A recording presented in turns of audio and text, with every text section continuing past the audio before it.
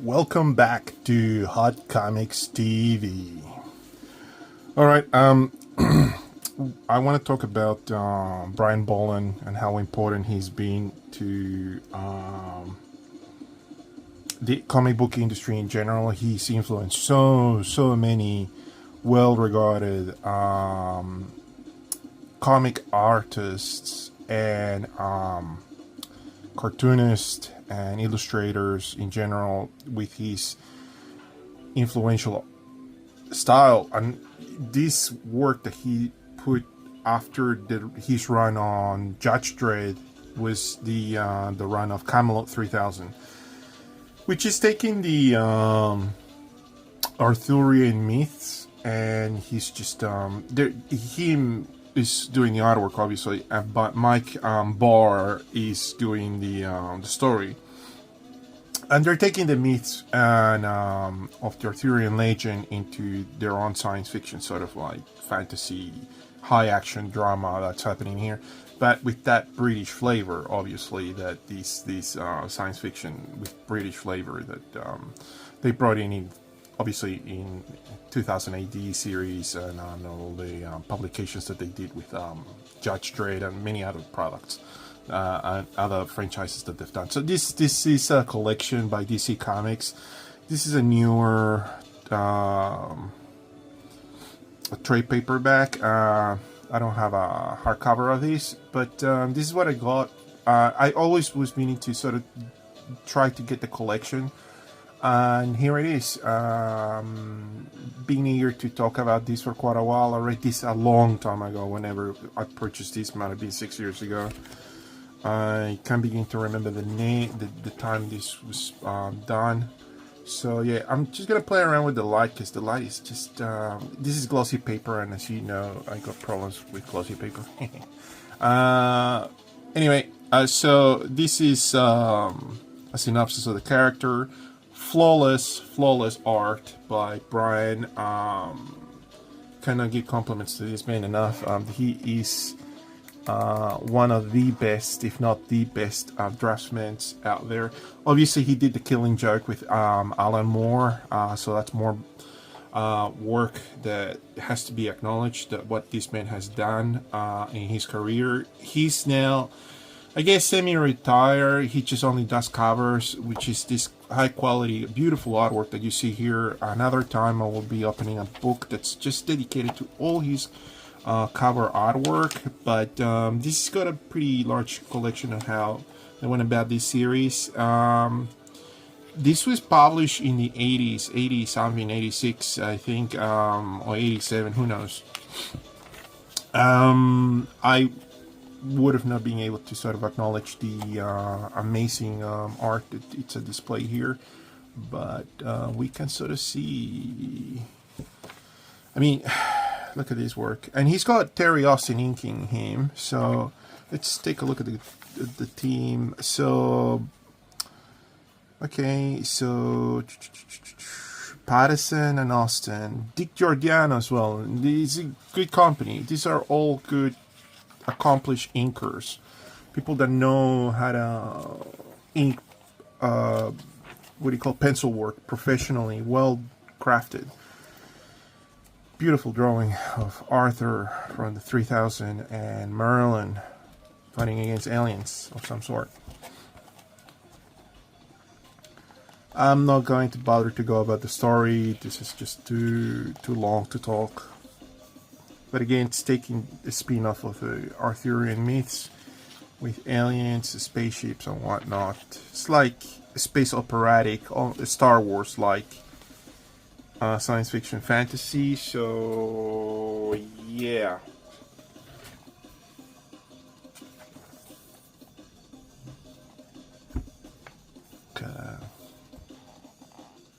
Brian Bolland, my goodness.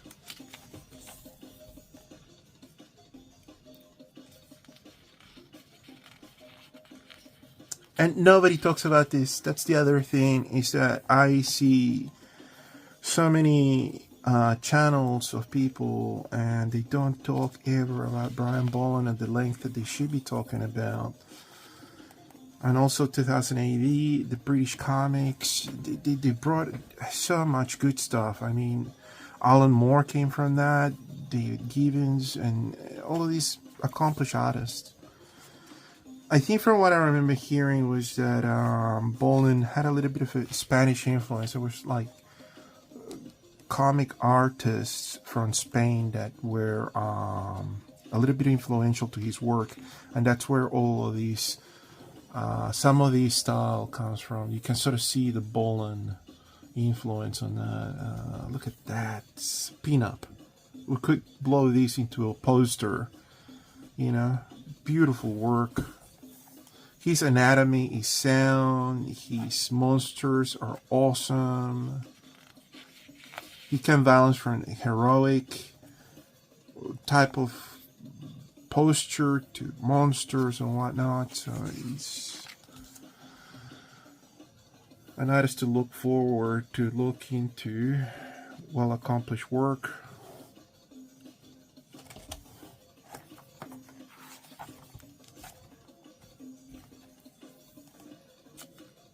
And he also inks, and there's a funny notion also that on early 2000s, late 90s, he was starting to use Photoshop. He started using more digital, and I think he's fully gone digital now. But it's quite amazing, the body of work that this man has done in an analog format. Look at that, great composition, amazing work, amazing work. Just great stuff here.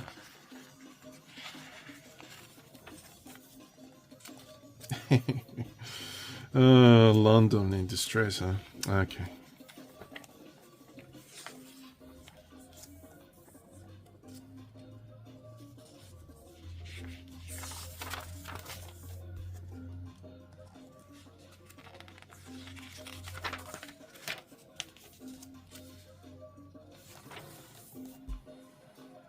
That was brand.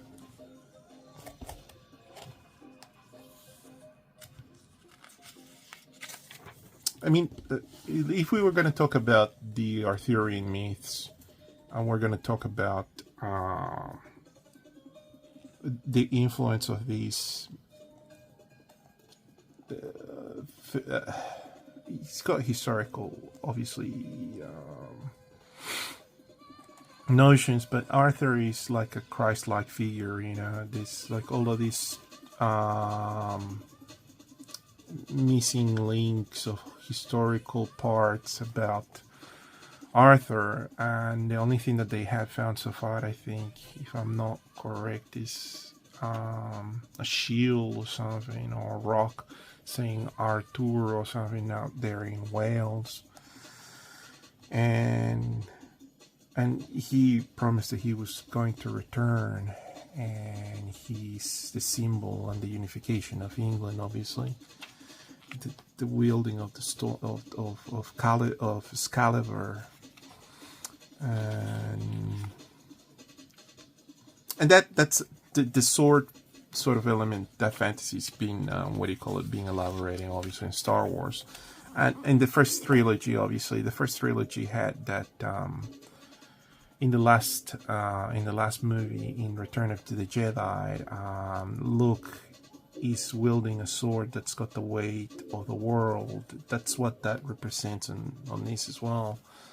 And that's why it was not like ninja sword fighting like they had in Episode 1 in The Phantom Menace.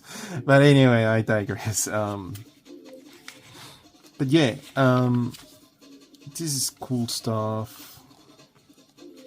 This was printed way before my time. I was not aware of all of these works until later. And I just want to talk about it, show it to you guys, because I think it's worth the conversation to talk about Camelot 3000, features space opera. It's Morgana. Morgan Le Fay. This covers is awesome. Bolin's the man, and this panel as well. Merlin. Merlino. It's Merlin in Italian. I remember hearing that in the Excalibur film by John Borman, Merlin. Instead of watching it in Italian for some reason by accident, and instead of saying Merlin, they say Merlino.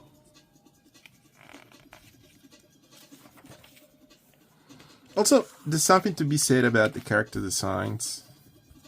It's really cool stuff. It's got a different flavor to the American sort of, what do you call it, character type of designs, the spandex things. Got, the British have their own flavor about things.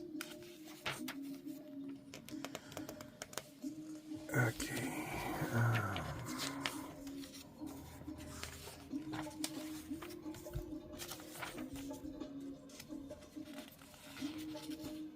It's awesome spaceship. That's a tough perspective what he's done, but he's done it well. He's pulled it off.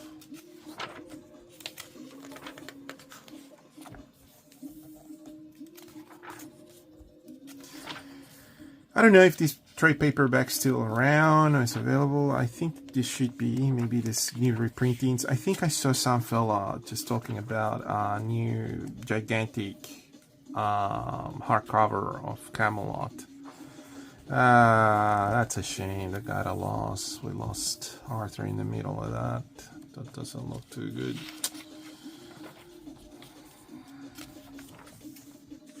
Maybe I should upgrade to the hardcover big scale. Wow, Arthur is chopping a plane. Spaceship. That's awesome. I never saw Luke Skywalker do that. So awesome, so awesome.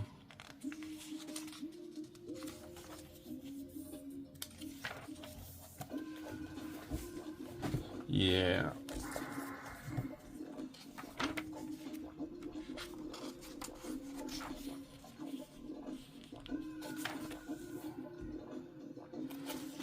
Morgana. Yeah. Okay. Look at that. That's cool. That's so awesome.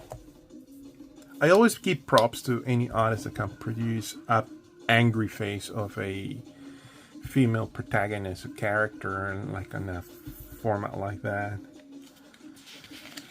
Because it's difficult to do, to keep that female facial expression with anger. It's a tough one. Beautifully crafted. Beautifully drawn.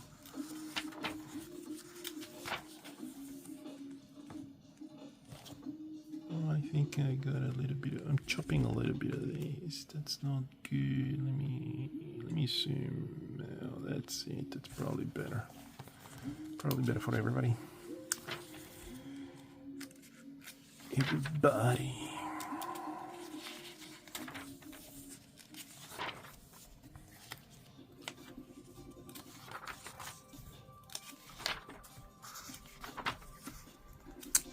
This edition is pretty good. It's got really good solid printing. I mean, it's gloss paper, and I know that's bad for the camera, but this is good quality paper.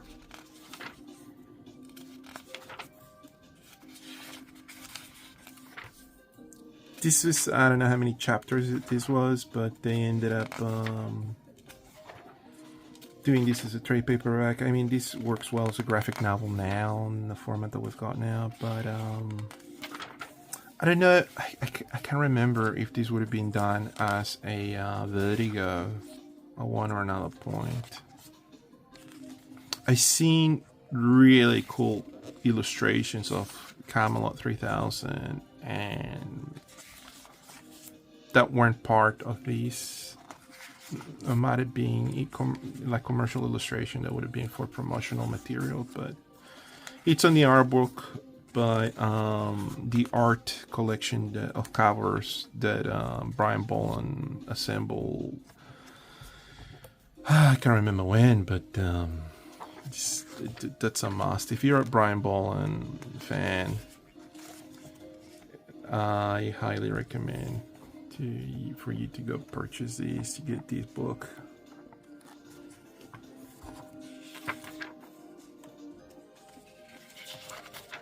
So cool.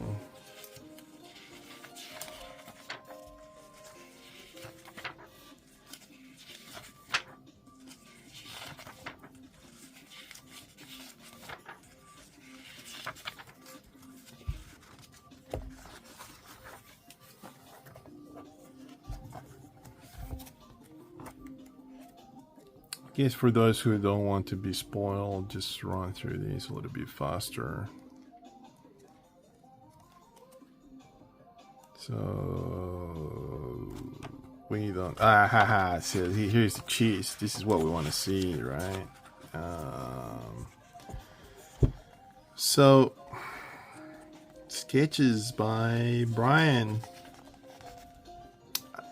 This is so cool. This is so awesome to see this sketch work. It's the man at work with his studio. He's got all the important things in there to work. Well accomplished artist. I mean, he's got the best Batman covers, the best. He did a large run for Wonder Woman. He's done everything that you can think of. He's done a long run for DC Comics. Oh no, Camelot 3000 was for DC Comics, 1 out of 12. There you go. So it was in Vertigo. Conceptual design of what do you call it, Merlin? Just amazing work. Just amazing. Look at these character designs. That is so cool. So cool. And that's the cover there.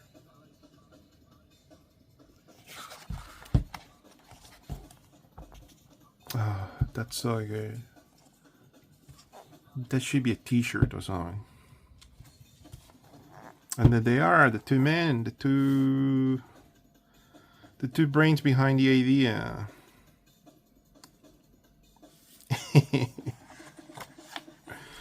Oh, Brian, you're a gift to humanity.